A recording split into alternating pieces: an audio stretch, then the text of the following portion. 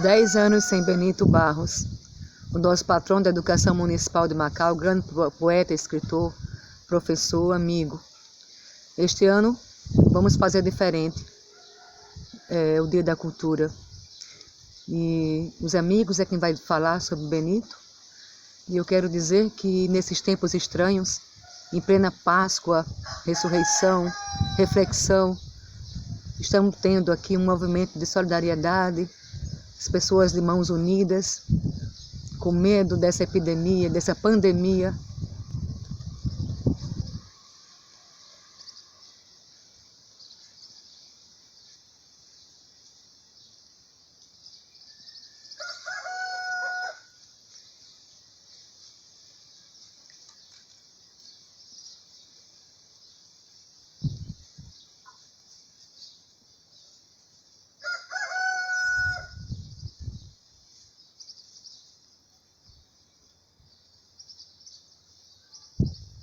Não acredito em coincidências, acredito nos sinais.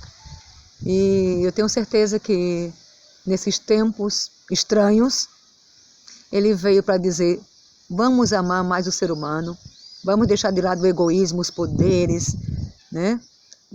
Vamos ser mais, praticar mais o amor e a bondade, né? A renda tem que ser bem distribuída para todos e vamos ter a consciência de que o maior patrimônio que existe é a vida, é o ser humano. Falar em Benito Barros é, antes de tudo, falar em 4 palavras que são essenciais para marcar a presença dele na nossa história de Macau. Primeiro, a irreverência.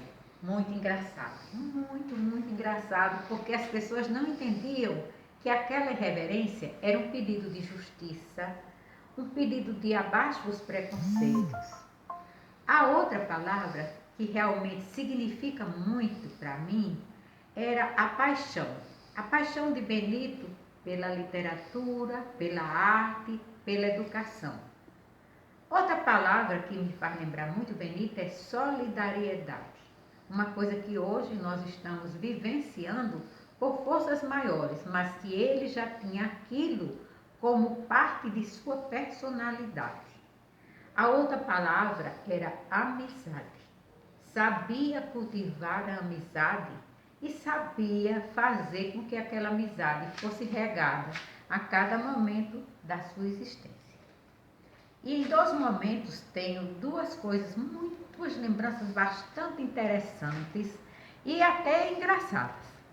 Quando o chefe Nuri, mais ou menos em 78, ele se prontificou para fazer uma palestra na Semana da Pátria, no SESI, para os alunos das escolas de Macau. E tomou como referência para a sua palestra nada mais, nada menos do que Eduardo Galeano. Foi muito interessante, porque terminou sua palestra com essa frase, que Dom Pedro, ao invés de dizer independência ou morte, disse impedência de morte, porque contou o fato da desinteria de Dom Pedro, que foi o ápice, o clímax para os alunos. Foi uma ovação total e as autoridades, como sempre, ficaram extremamente chocadas e decepcionadas com a situação. Mas não me importei, porque sempre acreditei que ele tinha razão. Um outro fato interessante foi no Prolê, na época que a gente precisava de livros de poesia e Benito tinha uma biblioteca sensacional. Inclusive, nesse momento, ele me apresenta Carlos Pena Filho, que eu passei a amar, e Paulo Leminski, que até o momento eu não tinha conhecido. Mas isso não foi só o que aconteceu. O que aconteceu de mais engraçado foi que ele foi palestrante num dia sobre a poesia e escreveu o tema poesia erótica. Não achei nada demais. Poesia é arte, erotismo está presente em tudo, principalmente na arte. E a arte erótica, ela trabalha entre esconde e mostra. Então, se ela trabalha nesses meandros, nada mais simples do que acatar o tema de poesia erótica. No entanto, a representante do Prolê de Natal, extremamente puritana e sem leitura de poesia, queria que eu tomasse o microfone de Benito, o que eu não fiz, e alegando que o secretário de Educação estava constrangido. Na verdade, o secretário de Educação, na época, Luiz Eduardo Carneiro, estava gargalhando, estava se divertindo com a recepção do texto pelo público. Isso realmente é imperdível. É uma lembrança que eu guardo para sempre de Benito Barros, nosso poeta, nosso colega professor, nosso macauense amigo e querido de todos. Logo após o lançamento, em 1997, de Macauísmos, Lugares e Falares Macauenses, do amigo Benito Barros, falecido em 2010, publiquei na Folha de Macau um comentário sobre o livro, destacando quanto a obra nos instigava a produzir outras. Tal era a quantidade de assuntos que nos despertava sobre os problemas da vida humana. Pois bem, numa manhã qualquer de 1998, eis que aparece na minha casa, ali na Padre João Clemente, Benito Barros a caminho do seu trabalho na direção do campus da UFRN. E naquela sua informalidade dos palavrões amigos, me entrega algumas cópias de documentos. Eram as cópias dos autos de prisão dos comunistas na década de 1950 que ele havia encontrado nas pesquisas que fizera. Ele sabia o quanto aqueles documentos eram importantes e veio trazê-los para que eu desse vida a eles. Eu, que na década de 80 andava à procura de algum vestígio das ações comunistas em Macau e não encontrara nada, tinha agora 2 documentos fantásticos sobre a luta dos comunistas em Macau. E ambos representavam bem aquela época da Guerra Fria, do stalinismo e da luta internacionalista dos comunistas pela paz mundial. Ninguém para a Coreia era um dos cartazes que os trabalhadores macauenses empunhavam na manifestação de janeiro de 1951 e significava o protesto dos comunistas contra o possível envio de tropas brasileiras para a invasão da Coreia, como exigia o governo dos Estados Unidos. Fui muito feliz em Macau e do amigo Benito Barros trago a lembrança de ter me proporcionado a orelha do meu romance Ninguém para a Coreia. Bom, falar de Benito Barros é uma grande satisfação. Pessoa que teve uma grande parcela de contribuição na cidade de Macau, tanto na cultura como principalmente na parte da educação, né? Benito é um cara que ele sempre fazia presente em alguma apresentação da Filarmônica, a qual eu fiz parte por mais de 20 anos aí, como professor, arranjador, compositor. E Benito sempre estava presente nas apresentações.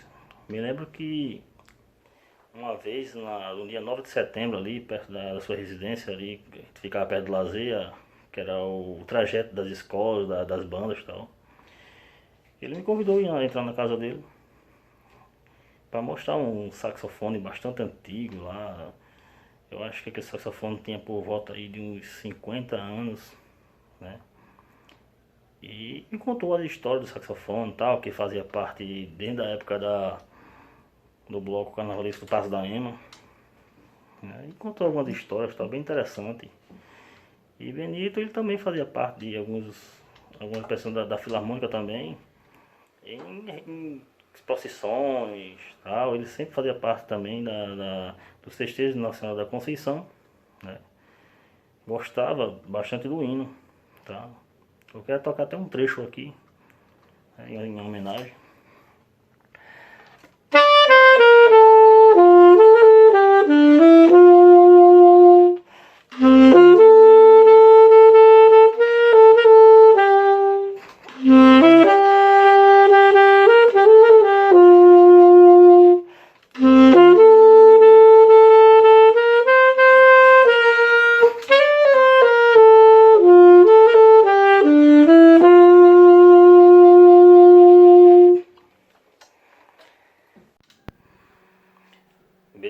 também que ele tinha um gosto muito grande assim pela música popular brasileira, né? Até assim, um exemplo, Bossa Nova, ele gostava bastante, tinha algumas coleções lá, tinha bastante disco de Vinícius de Moraes, Tom Jobim, entre outros aí. Um cara que era bastante, tinha um gosto muito bom pela música. E eu quero tocar um trecho também de uma Bossa Nova, então, em sua homenagem, que compôs foi Vinícius de Moraes com Tom Jobim e tal. Que eu espero que vocês gostem também.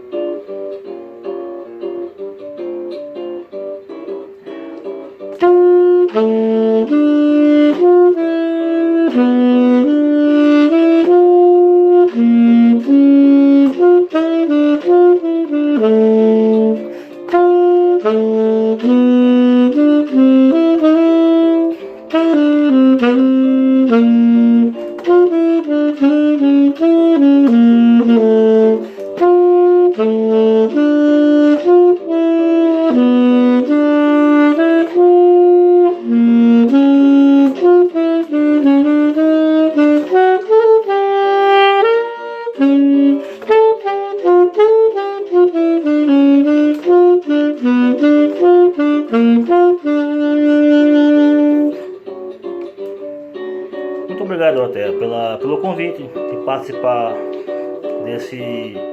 dessa homenagem, tá? Muito obrigado.